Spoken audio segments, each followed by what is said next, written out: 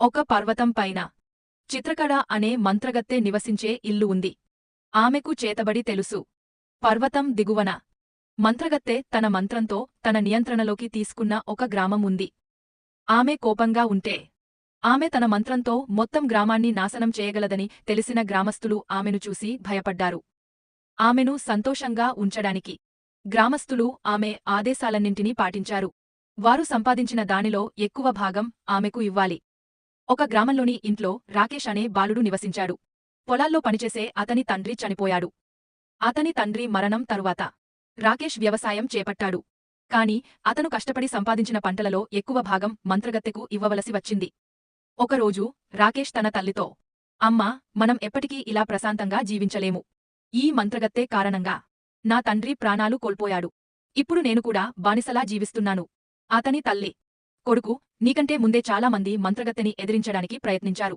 కాని ఆమె తన మాయాజాలాన్ని ఉపయోగించి వారందరినీ చంపింది. మనం ఏమీ చేయలేము అని బదులిచ్చింది రాకేష్ ఆమెను అడ్డుకుంటూ. కాని అమ్మా, దీనికి ముగింపు పలకడానికి ఒక మార్గం ఉండాలి అని అడిగాడు అతని తల్లి. కొడుకు, నా మాట వినండి. విషయాలు యథావిధిగా కొనసాగనివ్వండి అని అంది.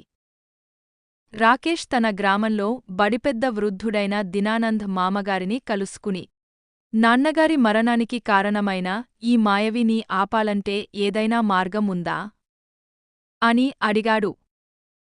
దినానంద్ మామగారు చెప్పారు, కాలం క్రితం ఒక రైతు జాదుగణిని చంపడానికి ప్రయత్నించాడు. కాని ఆమె అతన్ని కనిపెట్టి ప్రతీకారం తీర్చుకుంది. అతను తన ఊరిని వదిలి పారిపోయాడు.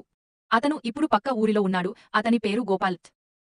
గోపాల్ చెప్పాడు, మాయావిని చనిపోవాలంటే ఆమె ప్రాణాలు ఉన్న చిలకను నాశనం చేయాలి.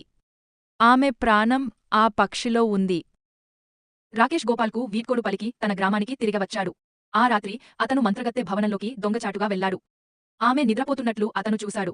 మరియు ఆమె పక్కన ఒక టేబుల్ మీద చిలుక లోపల ఒక పంజరం ఉంది. రాకేష్ చిలుకకు పచ్చి మిరపకాయను అందించాడు. అది పక్షిని సంతోషపరిచింది. తరువాత అతను ఇలా అన్నాడు, నువ్వు ఈ పంజరంలో ఎంతకాలముంటావు? నువ్వు కోరుకుంటే నేను నిన్ను విడిపించగలను. ఈ బోను నుండి నన్ను ఎవరూ విడిపించలేరు అని చిలుక బదులిచ్చింది. రాకేష్ ఏదో ఒక మార్గముండాలి అని అడిగాడు. చిలుక, ఎవరైనా నన్ను చంపితే నేను స్వేచ్ఛగా ఉంటాను.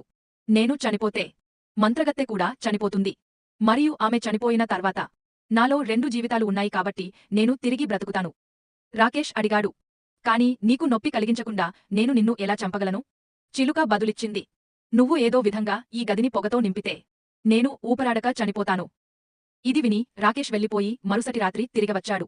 మంత్రగత్తె నిద్రపోతున్నట్లు చూసి అతను కొంత కట్టె తెచ్చి దానిని వెలిగించి